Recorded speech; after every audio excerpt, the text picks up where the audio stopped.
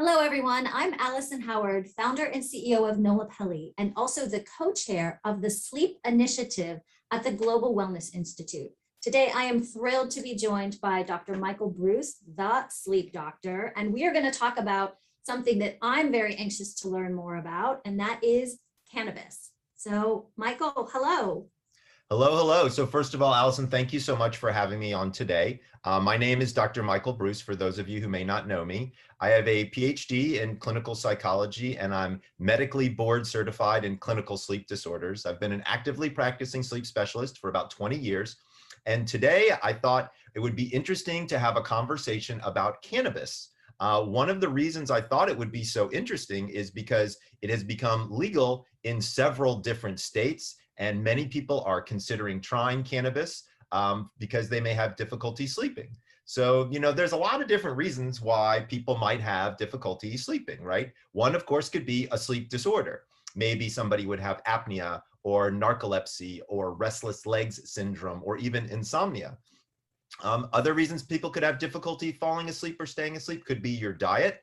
Lots of processed sugar is not going to be good for sleep, that's for sure. The biggest one, to be fair, stress and anxiety, right? And we kind of all know that because we're in the middle of a pandemic and it's one of the most stressful times there are. So we've got a unique experiment kind of going on right now with the level of stress and anxiety that's going on. I also don't want to forget about hormonal issues. These can be for both men and women, depending upon where you are in your life. There may be certain hormones that could have a dramatic effect on your sleep. Of course, there's things like post-traumatic stress disorder, where people have been in situations that have caused significant stress, which makes it difficult for them to sleep. To be honest with you, there are dozens and dozens of reasons why people would have difficulty sleeping. So when Allison and I started to have a conversation, she had a bunch of questions that she wanted to ask me when I said, hey, let's talk about cannabis. So I thought, why don't we just have that conversation? I'm going to supplement with a few slides along the way. But Allison, why don't you hit me with the first question? Yeah, absolutely, Michael. But before we do, I'm going to suggest one more add to your slide here, and that is children. Oh yeah, wow, for sure. Children are a big factor in giving people difficult time sleeping. I can assure you of that, and it doesn't matter the age. I'm about to be an empty nester, and some people just had kids, so I totally get it. Yeah, absolutely. Okay, well, thank you so much. I'm really excited to dig in. So let's start with the very basics, Michael. I mean, explain to us all what is cannabis? We hear this word cannabis. We also hear things like CBD and hemp and marijuana and THC, right? So just help us break that all down and understand what Right? all those different words mean. It's crazy. There's a ton of different words. Some of them mean the same thing and some of them don't. So what I thought I would do is, number one, the big question that always people ask is, does cannabis help sleep? And so from a scientific standpoint, we can answer that question. Yes, it can help sleep. However, it does it in very particular ways, and there are certain aspects of the cannabis plant that we need to learn more about. So what I thought I would do is exactly like you said. What is cannabis? Let's break it down into a few different constituents. And these are things that you may hear about or see in advertisements, in articles, things of that nature. And so I want you to have the right vocabulary so that everybody can be able to understand it. So there are several different things that can impact sleep. One is something called THC. Another is something called CBN, CBD. I'm sure you've all heard lots and lots and lots about CBD. Something called CBG, these things called terpenes, and then the type or strain of the cannabis itself. So I'm going to go through what each one of these means, not in too much detail, but in enough detail so that you'll get a hang of it and understand what it is.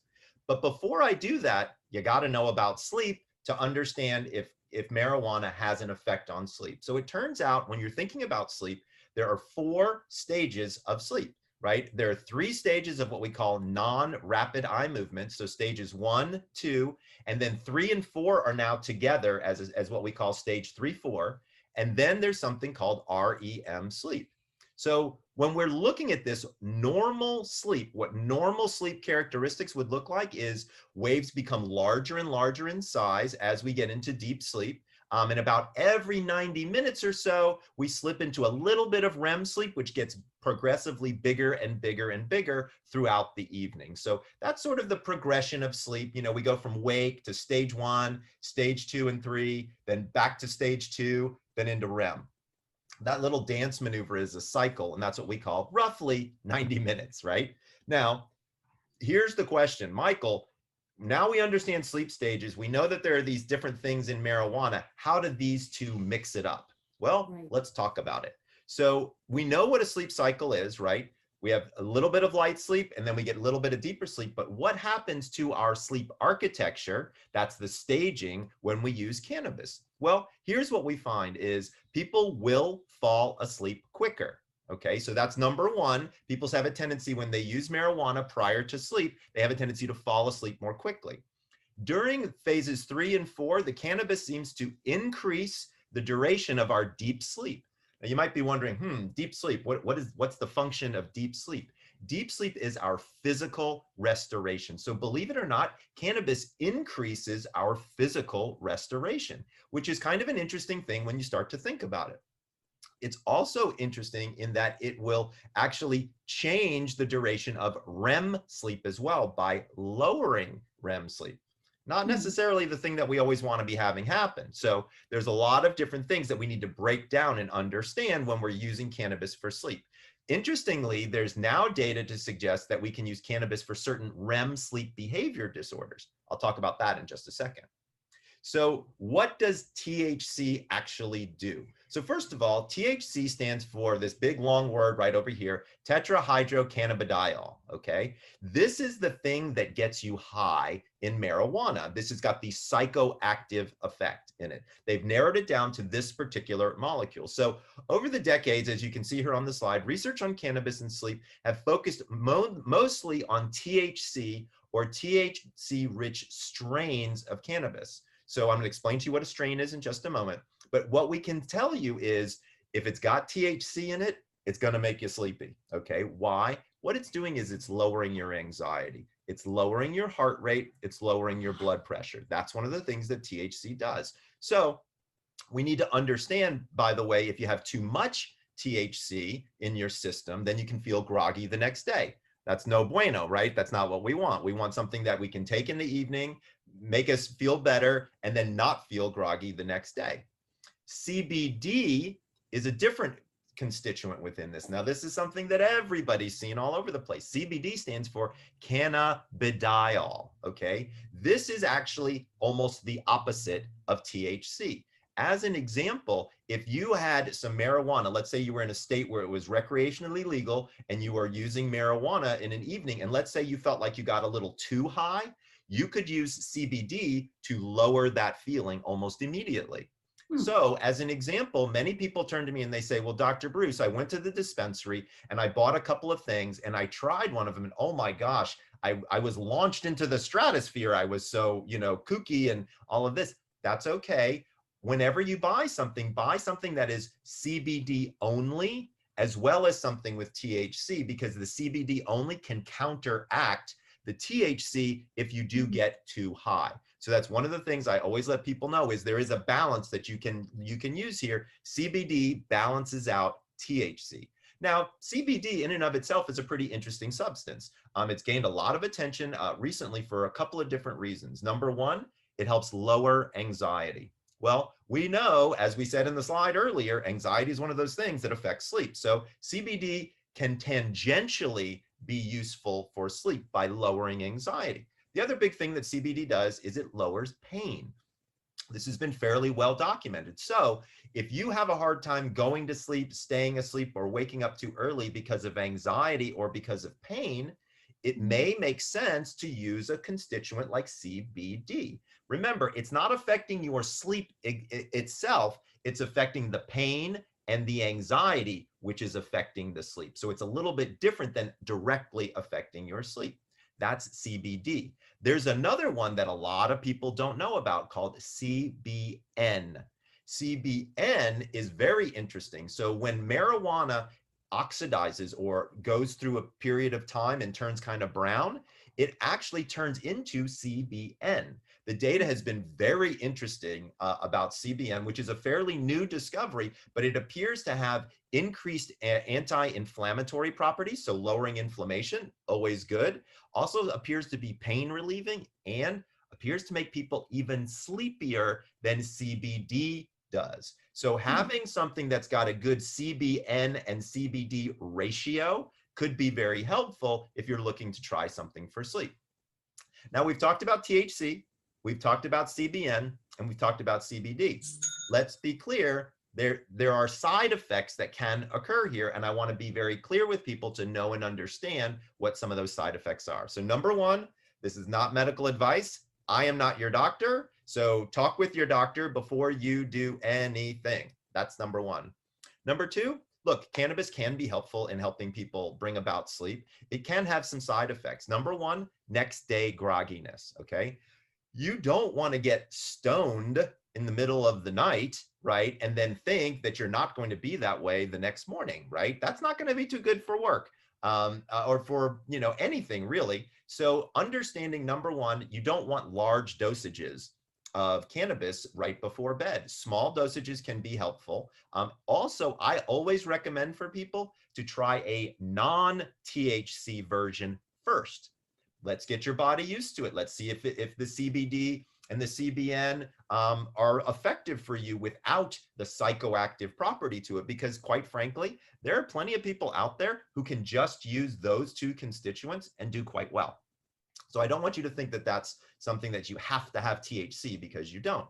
Overuse or high THC strains can actually produce all kinds of things.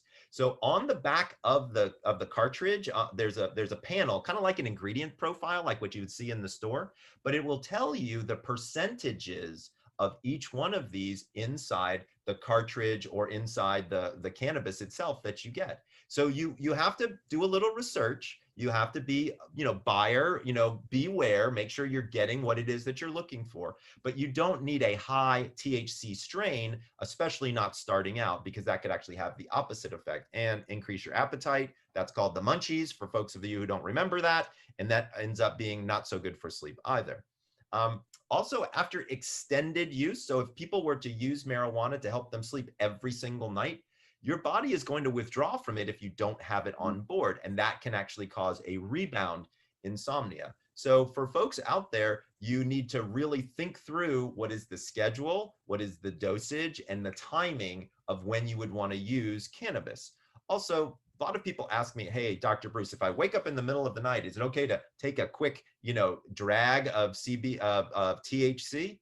It's really not the best idea. And I'll explain to you why. In the middle of the night, onboarding a new amount of THC almost assuredly will make you feel groggy the next day. If you wake up in the middle of the night, I would recommend a CBD only tincture. I think that would be a way to go about doing it. Or quite frankly, meditation, relaxation, prayer, breath work, all things where you don't have to enter another substance into the mix, but rather be able to calm yourself down in the middle of the evenings.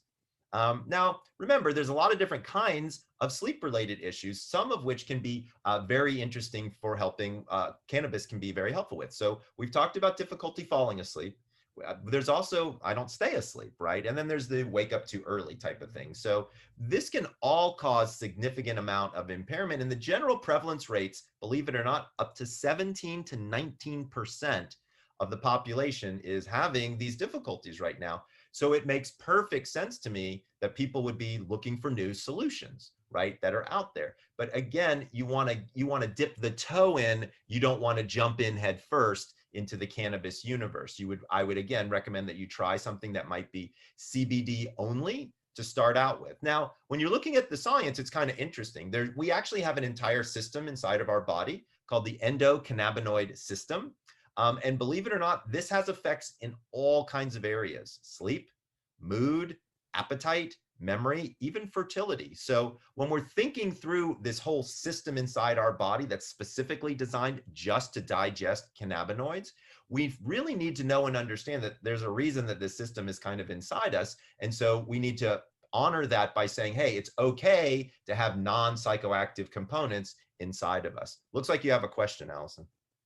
Well, this has been fantastic, Michael. Thank you so much for such an in-depth explanation. I guess, just to go back to the beginning and the very basics. So, and the vocabulary again, right? Yep. So cannabis is the name of the plant, correct? Correct. There are many different molecules within this plant. Some Correct. are psychoactive, some are not. There's only Some, one, there only appear to be one or two that we think are actually psychoactive. One is called delta 9 THC, the other is called delta 8 THC. All other constituents we think are non-psychoactive, but yes, you are correct. and they are all legal, is that correct? That is All correct. So talking about primarily here in the United States, because I'll be honest, I'm not an international attorney. I would tell you that what we're seeing here is that the non-THC products are all legal in all 50 states. However, I will tell you that I'm pretty sure the FDA is going to get involved eventually, right? And they're going to start thinking about this. So things may change a little bit over the course of time. But I put up this summary slide because I think this might be helpful for people in really understanding the data, right? So cannabis data has demonstrated mixed, but arguably net positive results, okay? In terms of cannabis can help you fall asleep more easily. There's some work showing decreased time to fall asleep. Some a little bit showing a decrease in wake after sleep onset, so waking up in the middle of the night. It does increase slow wave sleep, but remember, it also decreases REM sleep, and that's something that's important for us. So finding that balance is going to be important. Well, again, this was fantastic and so informative. Thank you so much. So I guess I really have just one more question, getting back to the very practical nature of it. So CBD in particular, because it is so widely available right now, it's found in so many different form factors. You know, can you share a little bit about the, you know, if there are differences in effect based on the form factor? Absolutely. So what's interesting is it has more to do with the dose than the actual form factor, but that's linked as well. So low dose CBD has a stimulating effect. High dose CBD has a sedating effect. Let me repeat that. Low dose CBD has a stimulating effect. So small amount can pick you up, make you have a little bit more energy, but a high dose can actually be a little bit more sedating. Now, to be fair, there's been one study that I've found among individuals with insomnia that suggested 160 milligrams of CBD in a day. That's a lot. That's like quite a bit. Was associated with better sleep, lowering number of arousals and increasing total sleep time, which in and of itself is pretty remarkable. That's exactly sort of like what we want to see have happen in that kind of universe. Now, the question becomes, well, do I vape it? Do I dropper it? Do I smoke it? Right? So number one, I'm a doctor. Nobody should smoke anything. Let's just be clear about that, okay? It's a bad idea, generally speaking. When you ignite the molecule, it actually changes the molecular structure and it changes what it does inside your lungs. So to be clear, you shouldn't be smoking anything on a regular basis. That's number one. Number two, it's hard for me as a doctor to also sit here and say a vape is a good idea. I understand that you're not actually igniting the material, but let's be clear, vaping is not something that's probably a good idea anyway. So I would lean towards the tinctures, the bottles with the droppers, and put them sublingual, so underneath your tongue, and let them sit there for a good 30 to 60 seconds. Okay, like you need to have it under there for a minute. It's not just squirt and swallow, because here's what happens. It's going to go into your stomach acid's going to eat it all, and you're not going to have any effect. So you really need to turn off put it under your tongue, lie down, turn off the light, still under the tongue, and close your eyes, and then just relax. Literally count to 60 or 120 before you swallow. Okay, that's really the way that I would recommend doing it. Again, I would do a CBD or a CBN tincture first. I wouldn't use THC first, again, just to get the hang of it. If you are going to decide to venture into the universe of THC world, I would start with 5 milligrams. That's one of the lowest dosages that's out there, and that's a good place, again, to start. Few other things to be aware of. Never try marijuana by yourself if it's the first time that you're ever trying it. You just don't know what your reaction is going to be. Be with a friend who can help you out if there's a safety concern, or if you don't like the feeling or something of that nature. Having a supportive friend nearby can be helpful. Also remember, a CBD only gummy or tincture can bring you down from that high very, very quickly. So if you get to that place and you're like, this is not for me, go ahead and use the CBD and it will help bring that back down fairly quickly. And again, talk with your doctor about this. Remember, you could have other situations that are going on medically that would preclude you from using cannabis for sleep. So you need to think about that. Also, I want to have a small, very brief discussion about depression and cannabis use, because some people who have sleep problems have depression and then they also use cannabis. One of the things that can happen with high THC cannabis is it can actually increase depression, especially in young men. So when we've got 18, 19, 20, 21-year-olds out there who are utilizing marijuana, of course, unfortunately, that's illegal at this point. If they're using high dosages of THC, this can increase anger issues, increase depression issues, increase loneliness issues, all things that are not really what we want to see happening in our youth today. So again, there's a reason why we've got an age limit on these things. So if you are a younger user, be careful. You don't need the high THC levels. In fact, I would recommend the lower ones.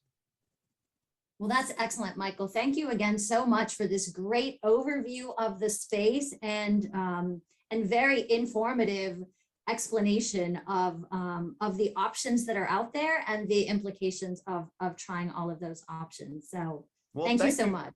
Absolutely. Thank you for having me. If people want to learn more about cannabis and sleep, you can head on over to my website, thesleepdoctor.com. I've got about 6 or 7 articles looking at that, or just go to Google and type in cannabis and sleep. I'll probably show up as one of the top choices anyway, and you'll get a chance to learn a little bit more. But this has been great, and I wanted to thank the Global Wellness Institute, number 1, for having me as a member, because I think it's exciting and fun, and number 2, for creating this series so that we can educate more people about sleep. So thanks. Yes, thank you again for sharing your knowledge. We'll see you again online. All right. Bye-bye. Sweet dreams.